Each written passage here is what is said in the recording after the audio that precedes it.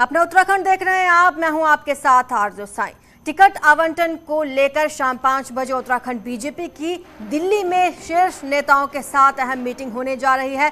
सूत्रों की माने तो शनिवार को देहरादून में हुई उत्तराखंड बीजेपी चुनाव समिति की मीटिंग में 50 के आसपास सीटों पर सहमति बना ली गई थी, लेकिन 20 के आसपास सीटों को लेकर अभी सस्पेंस बना हुआ है। दिल्ली में मुख्य तौर पर इन्हीं सीटों पर विचार किया जाना है। चर्चा ये भी है कि ये अधिकांश वो सीटें हैं जहां पार्टी सिटिंग विधायक का टिकट काट सकती है।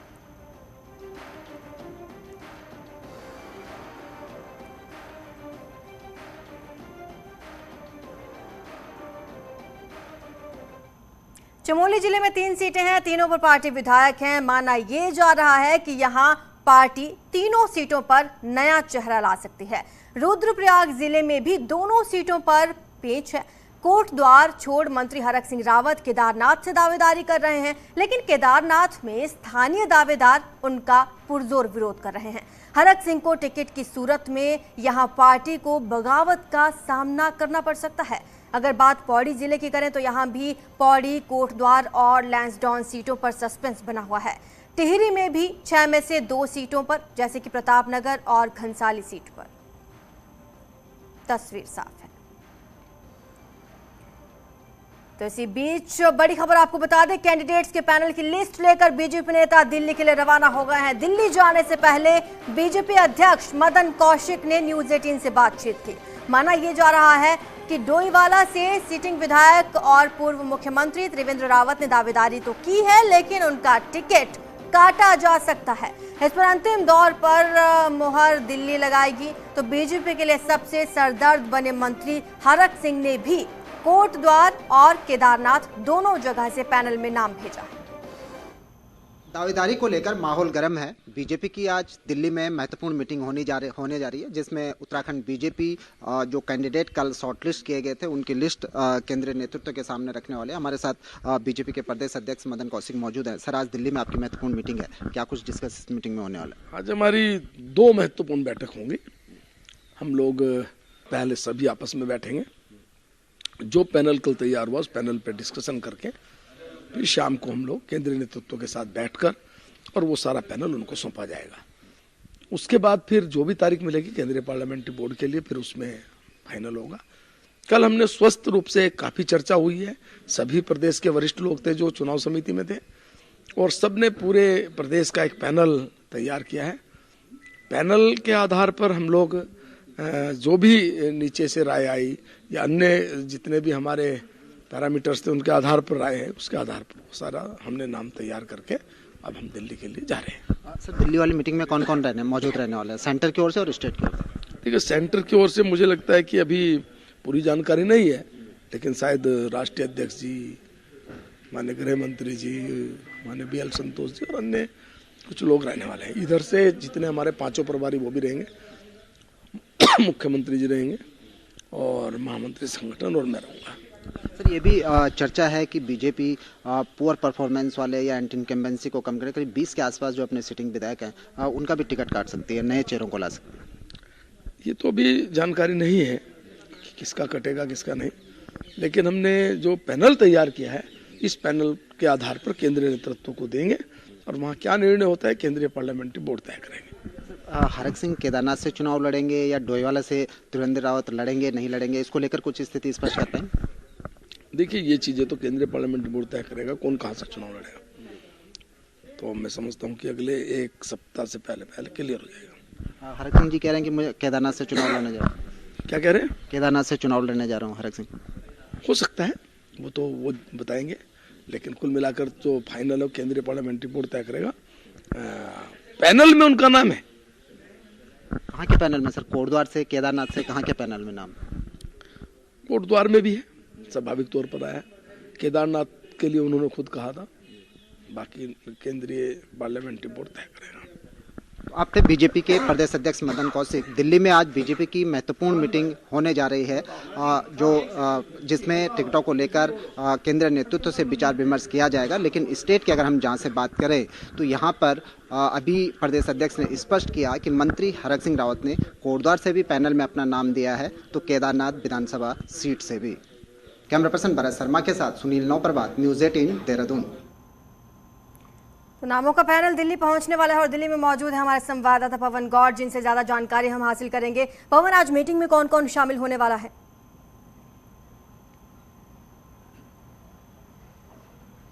देखिए, अगर आपको शाम की बैठक की अगर बात करें जो कि उत्तराखंड कोर ग्रुप की होने वाली है, तो उसमें गृह मंत्री अमित शाह, बीजेपी अध्यक्ष जेपी नड्डा, उनके साथ साथ राष्ट्रीय जो संगठन महामंत्री हैं BL संतोष, चुनाव प्रभारी, सह प्रभारी और प्रदेश प्रभारी दुष्यंत गौतम, उनके साथ साथ उत्तराखंड की जो कोर ग्रुप है वो यहां शामिल रहेगा इस बैठक के अंदर। इस बैठक के अंदर जो प्रदेश से जो पैनल बन के आएगा उस पर एक एक सीट बार चर्चा होगी, समीक्षा की जाएगी। जो उम्मीदवार जिस पैनल में होंगे एक एक सीट से, उनके नामों पर विस्तार से चर्चा होगी। किस उम्मीदवार का क्या सर्वे रिपोर्ट आया, क्योंकि बीजेपी जब टिकट देती है तो उसका आधार सर्वे होता है। पार्टी संगठन के प्रदेश के स्तर पर सर्वे करवाती है, संघ का अपना सर्वे होता है, उसके अलावा बीजेपी केंद्रीय नेतृत्व का अपना सर्वे होता है। तो जब सर्वे की रिपोर्ट आती है, सर्वे की रिपोर्ट के आधार पर एक एक उम्मीदवार के नाम पर विस्तार से चर्चा की जाती है, समीक्षा की जाती है। अगर वो उम्मीदवार सारे पैरामीटर पर खरा उतरता है और उसके जीतने की संभावना जितनी ज्यादा होती है तो उसको उस विधानसभा सीट से चुनाव लड़ाया जाता है। तो ऐसे में अब जो पैनल बन के प्रदेश से आ रहा है उसके साथ वो चर्चा की जाएगी केंद्रीय नेतृत्व के साथ में, और एक एक सीट पर विस्तार से चर्चा करके उन नामों को फाइनल कर लिया जाएगा। उसके बाद में 19 तारीख को केंद्रीय चुनाव समिति की बैठक है, उसमें उत्तराखंड के नाम जो फाइनल हो जाएंगे उस पर आखिरी मोहर लगाई जाएगी। शुक्रिया पवन इस तमाम जानकारी के लिए। तो आपको बता दें, जल्द ही बीजेपी अपनी लिस्ट जारी कर सकती है। आज अहम बैठक होनी है जहां पर नाम आखिरकार तय कर दिए जाएंगे। और अगर अब बात करें कांग्रेस की, तो दिल्ली में कांग्रेस इलेक्शन कमेटी की सोनिया गांधी के साथ बैठक हुई। बैठक में हरीश रावत, प्रीतम सिंह, गणेश गोदियाल मौजूद रहे। माना जा रहा है कि आज कांग्रेस की पहली लिस्ट जारी हो सकती है। लगातार दिल्ली में कांग्रेस स्क्रीनिंग कमेटी की बैठक हुई थी, जिसके बाद हरीश रावत ने कहा था कि सभी 70 सीटों पर उम्मीदवार तय कर लिए गए हैं और उनमें मोहर लगाना बाकी है।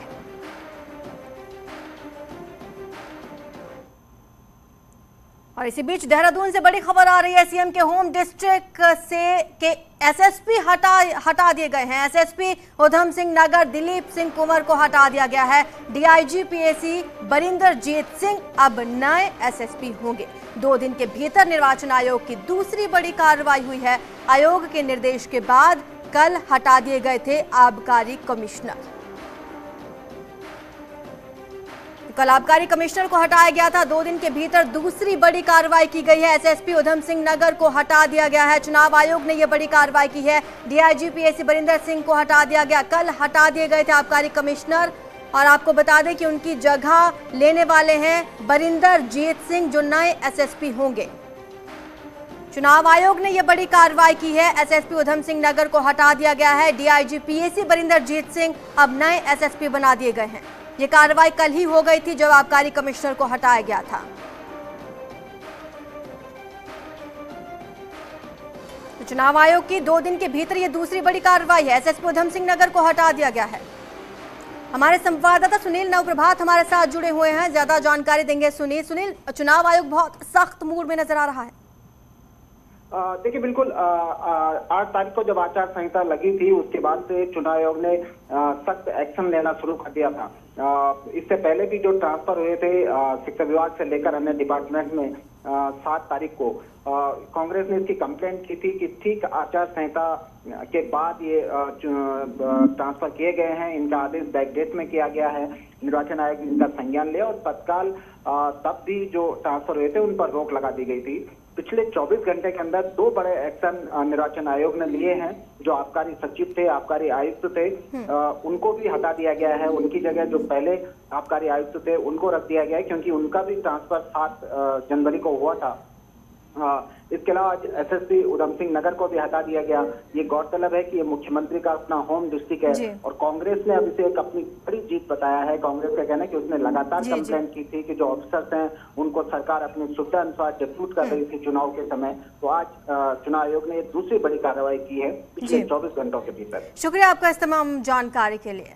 तो अब टिकट किसे मिलेगा, चेहरा कौन हो, ऐसे सवालों पर बीजेपी कांग्रेस में मंथन चल रहा है। लेकिन दावेदार ने खुद को पार्टी से आगे रखकर पार्टी के टिकट से पहले ही अपना चुनावी घोषणा पत्र तैयार कर जनता को भेंट कर दिया है।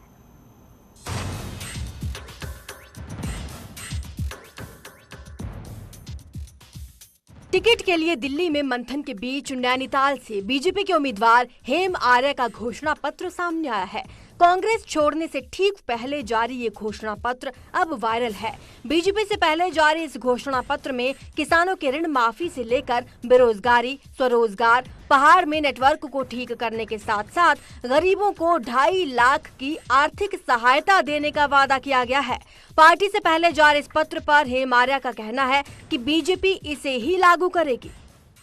मैंने को घोषणा पत्र इसलिए जारी करना पड़ा, मैंने कांग्रेस को 5 साल खड़ा किया, मन से मैं कांग्रेस के साथ लगा और मुझे नोटिस दे दिया गया भी। मतलब मैंने अभी सल्ट में चुनाव हुए थे, सल्ट में लोगों ने बगावत की थी, उनको तो अध्यक्ष वगैरह बना दिया गया और मुझे नोटिस दे दिया गया, इसलिए मैंने अपना घोषणा पत्र जारी किया। अभी भी वो घोषणा पत्र रहेगा जनता? बिल्कुल बिल्कुल जनता के बीच रहेगा कि वो जनता का घोषणा पत्र है और पार्टी जब हमारी भारतीय जनता पार्टी आएगी तो ये घोषणा पत्र पर हम काम करेंगे।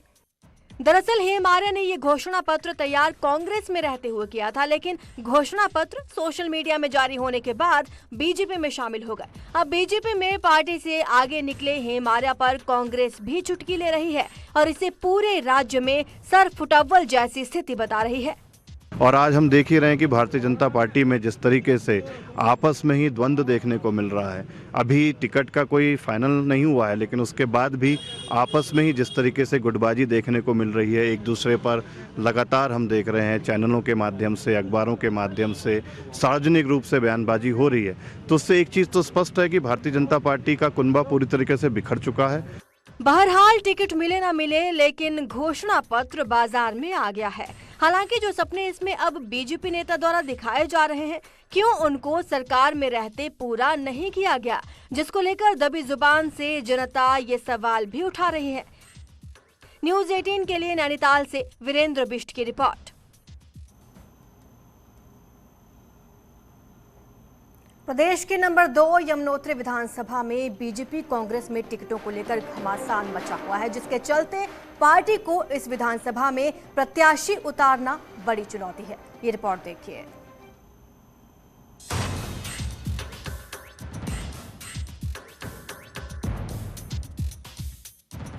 चार धाम यात्रा का पहला पड़ाव यमुनोत्री धाम यमुनोत्री विधानसभा में ही आता है।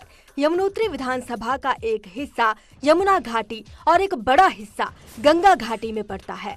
उत्तराखंड बनने के बाद 2017 में पहली बार भाजपा ने इस विधानसभा में जीत हासिल की।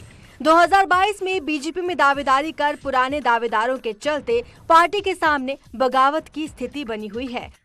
भाजपा से इस विधानसभा में जहां प्रदेश मीडिया प्रभारी मनवीर चौहान दावेदारी कर रहे हैं, वहीं बीजेपी के टिकट से चुनाव लड़ चुके जगबीर भंडारी भी दमखम से दावेदारी जता रहे हैं। इसके अलावा पूर्व जिलाध्यक्ष लक्ष्मण भंडारी, पूर्व जिलाध्यक्ष राम सुंदर नौटियाल भी दावेदारी जता रहे हैं।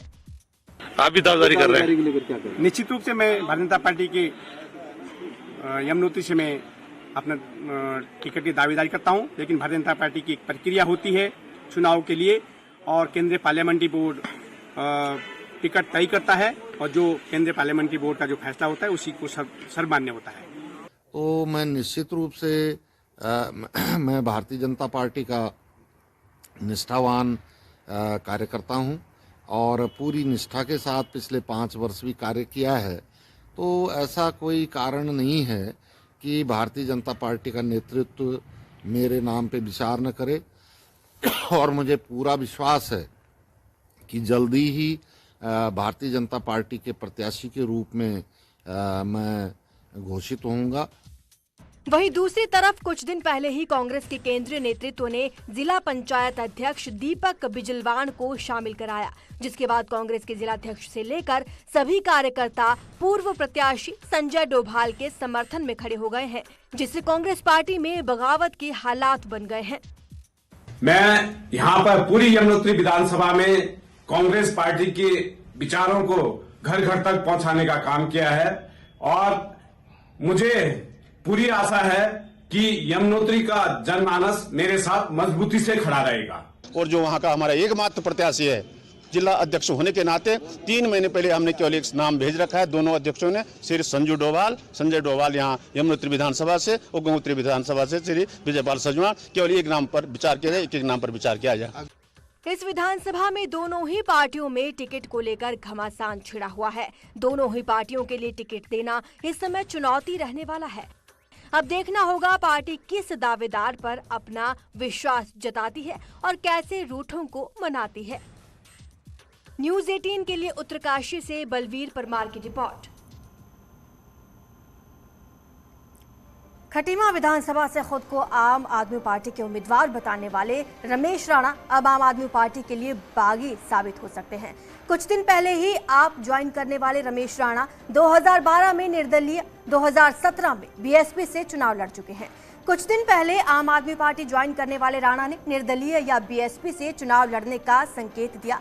हालांकि 25,000 से ज्यादा थारू समाज के चुनाव के फैसले की बात कर 2017 में खटीमा में सामान्य सीट से बीएसपी से मिले टिकट की बात कहकर बसपा से जुड़ने के संकेत के साथ थारू समाज की ताकत का एहसास भी करा रहे हैं।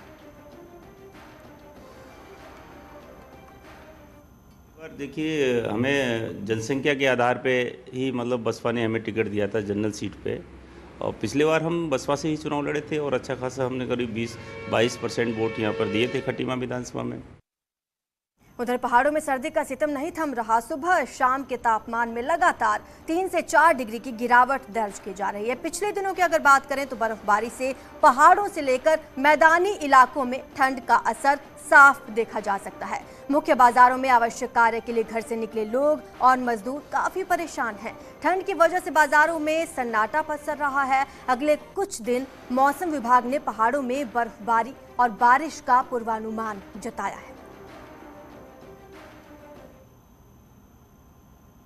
पर्वतारोहण स्कीइंग संस्थान औली के हिमवीर औली की बर्फीली ढलानों पर स्कीइंग करके विषम परिस्थितियों में अपने आप को ढालने की कोशिश कर रहे हैं। साथ ही आईटीबीपी के जवान फरवरी महीने में औली में प्रस्तावित नेशनल विंटर खेलों के लिए भी अभ्यास कर रहे हैं। कोर्सेज चले हुए हैं, ऑफिसर्स कैडेट का चला हुआ है और एक वास का चला हुआ है, बेसिक स्कीइंग कोर्स।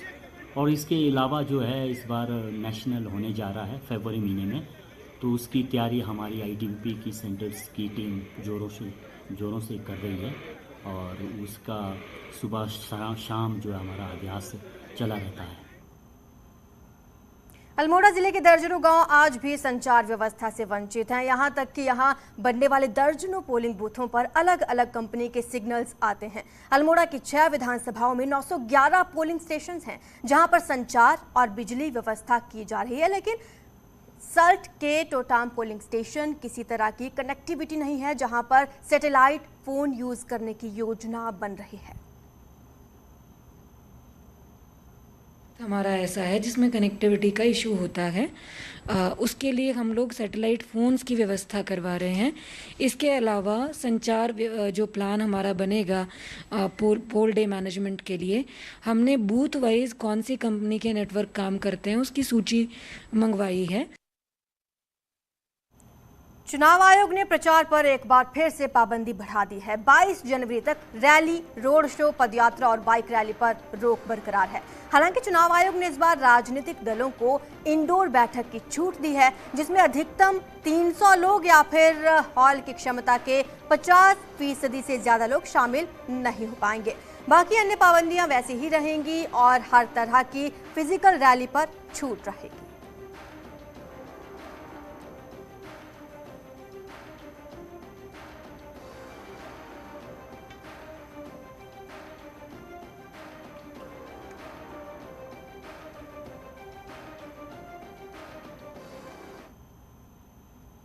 उत्तराखंड में कोरोना की रफ्तार लगातार बढ़ रही है। शनिवार को कोविड केसेस का रिकॉर्ड टूट गया। कल एक दिन में 3,848 नए कोरोना केसेस आए हैं। 2 लोगों की मौत हुई है। अब राज्य में कुल 14,800 एक्टिव केसेस हैं। आज की अगर बात करें तो नए केसेस में देहरादून में 1,362, हरिद्वार में 641, नैनीताल में 619 केसेस मिले हैं। उधम सिंह नगर में 412, अल्मोड़ा में 128 और पौड़ी में 168 नए केस सामने आए हैं।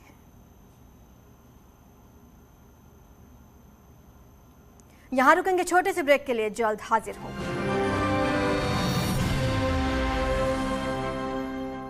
जारी पहले 2 चरणों की